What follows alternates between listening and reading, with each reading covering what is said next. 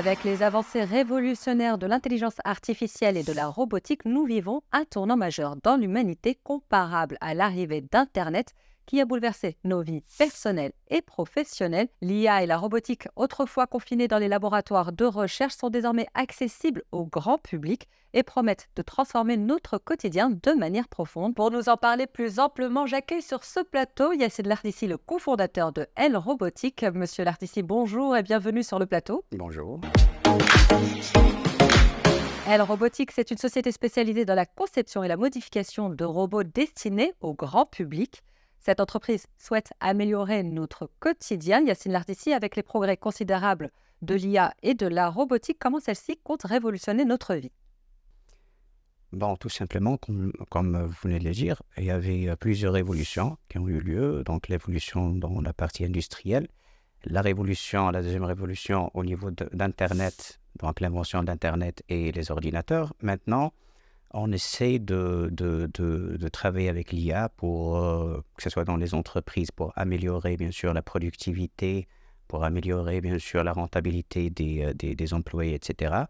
Et la robotique, bien sûr, peut améliorer plusieurs secteurs et faire avancer les choses plus rapidement. Mais justement, alors, quelles sont ces améliorations que l'on peut espérer voir arriver dans nos vies prochainement? Oh, bien sûr, on peut commencer par exemple par, je ne vais pas dire le remplacement des emplois qui sont, je ne vais pas dire low cost, mais qui sont plus manuels. On va plus modifier les types d'emplois pour arriver à des emplois qui sont plus qualifiés et laisser les tâches répétitives qu'on peut automatiser aux robots et à l'intelligence artificielle. Pour faciliter notre vie, faciliter notre quotidien, que ce soit dans le côté professionnel ou personnel. Mais quels sont les principaux défis auxquels vous faites face pour intégrer justement ces technologies dans ces différents secteurs? Bon, déjà, premièrement, le premier défi qui est essentiel, c'est le mindset. Parce que malheureusement, au Maroc, on a toujours ce mindset qu'on ne peut rien faire, qu'on ne fait que du montage, que les choses qui sont low cost, alors que depuis plus que de 30 ans, les Marocains font des choses qui sont extraordinaires. Et d'ailleurs, dernièrement, lors de la Coupe du Monde, on a vu que les Marocains ont l'habilité, les compétences pour, bien sûr, faire partie des premiers sur la scène internationale. Donc, pour moi, il faut changer le mindset, croire à nous-mêmes, dire qu'on peut le faire. Ça, c'est la première des choses. Deuxième point qui est un peu critique, c'est la partie financement du recherche et développement. Parce que malheureusement, au Maroc, la partie recherche et développement est toujours prise par des fonds propres, comme d'ailleurs notre cas, ce qui ne nous donne pas vraiment la possibilité de faire des avancées ou d'avancer plus en avant suffisamment parce qu'on n'a pas vraiment de financement structuré de la part de l'État ou de la part de structures de financement. Pour en revenir à ce que vous disiez, le Maroc dispose suffisamment de compétences, mais est-ce suffisant justement pour innover dans ces domaines qui sont l'IA et la robotique? Bien sûr, on a toujours les compétences qu'il le faut, surtout dans la partie automatisation industrielle qui se faisait au Maroc depuis longtemps, 30 ans maintenant. On a aussi donc tout ce qui est ingénieur en informatique, en IA, qui sont très compétents. Le problème, ce n'est pas la question de compétences ou de matière grise, c'est plus l'orientation de ces jeunes, l'encadrement et en plus le financement pour qu'on puisse développer des choses qui vont bouleverser bien sûr la vie marocaine. Et donc à encourager ces jeunes à créer des projets et des structures qui vont pouvoir développer en intelligence artificielle. Ma prochaine question s'adresse plutôt aux entreprises avec lesquelles vous travaillez déjà et celles que vous ciblez éventuellement. Est-ce qu'elles sont réceptives à ces changements? Bon, je pense que dans un monde en plein changement, ils sont obligés d'être réceptifs. C'est une bonne chose. Moi, j'ai été ébloui parce que moi, je me suis attendu à ce que les entreprises marocaines auront ce blocage psychologique par rapport à tout ce qui est nouvelle technologie. Mais heureusement, ils ont accepté ces technologies. Les Marocains, le mindset commence à changer donc, petit à petit et on commence à avoir des gens qui sont plus ouverts d'esprit, qui veulent plus utiliser les nouvelles technologies pour bien sûr donner une bonne image de leurs entreprises et améliorer le fonctionnement et la productivité de leur structure. Alors avec toutes ces arrivées de ces nouvelles technologies, on connaît ChatGPT, il y en a toute une panoplie qui se crée chaque jour. D'un point de vue plus personnel, faut-il craindre l'arrivée de l'IA? C'est une question qui se pose très souvent parce que la majorité des gens pensent que les robots vont remplacer l'humain.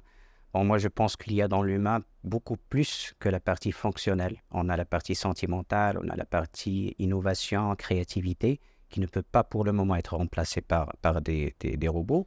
Alors, ce qu'on essaie de faire, c'est d'améliorer le fonctionnement de l'humain par les robots, et pas les remplacer. D'accord. Même au niveau des emplois, comme on a dit. Donc, le but, c'est de créer des emplois à plus valeur ajoutée, donc des cadres, des ingénieurs qui vont faire fonctionner ces robots, au lieu d'avoir des travails qui sont plus, je ne veux pas utiliser le terme low cost, mais qui sont plus manuels, et qui Plutôt sont plus répétitif. répétitifs, exactement. Pour revenir justement aux travaux répétitifs, vous avez développé différents systèmes pour remplacer justement ce travail que l'on peut trouver un petit peu ennuyeux en quotidien.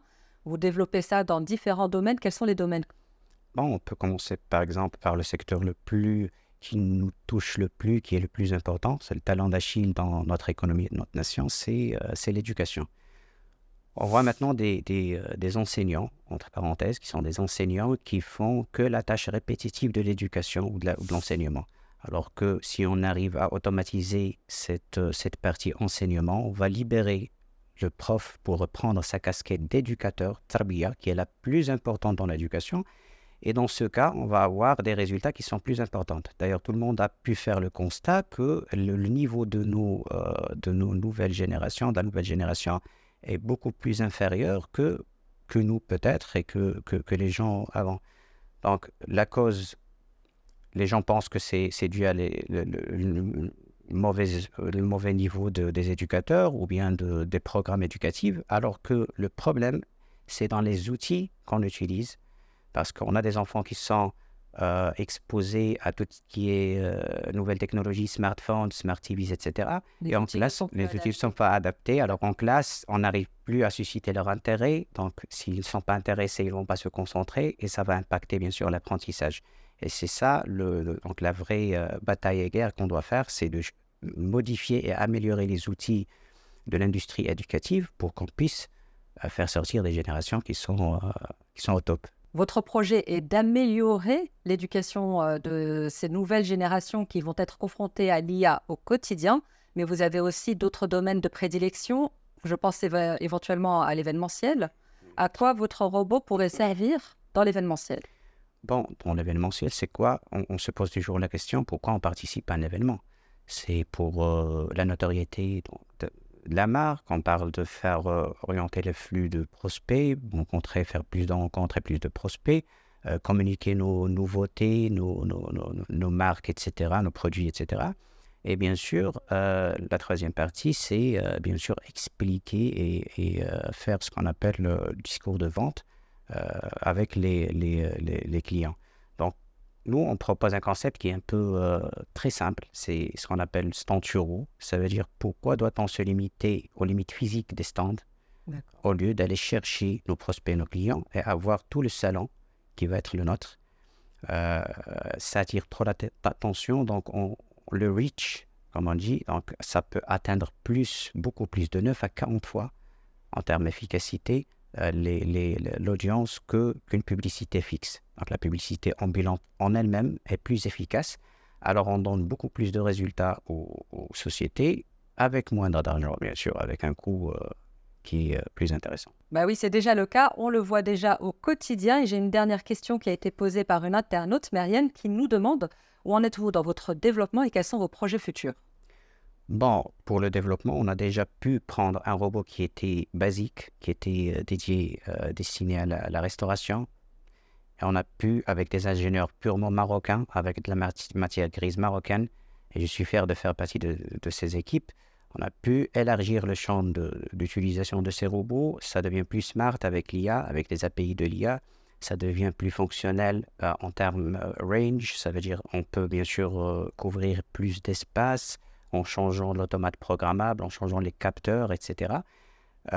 Donc, je pense que ce qu'il reste à faire, c'est qu'on doit créer tout un écosystème autour de l'IA et de la robotique, essayer de créer de la valeur ajoutée, encadrer des jeunes pour qu'ils puissent créer des structures et des entreprises et bien sûr faire avancer notre pays, tout simplement. Merci beaucoup Yacine Lardissi d'avoir été avec nous. Je rappelle que vous êtes le cofondateur de L Robotique. Nous avons bien compris que votre objectif est de continuer à innover et à développer des solutions qui rendent les technologies avancées accessibles à tous, une tendance que le Maroc doit impérativement suivre pour générer de la croissance et de la valeur ajoutée. Quant à nous, on se retrouve mardi prochain en compagnie d'un nouvel invité sur le plateau de Focus PME. À très vite sur H24 Info.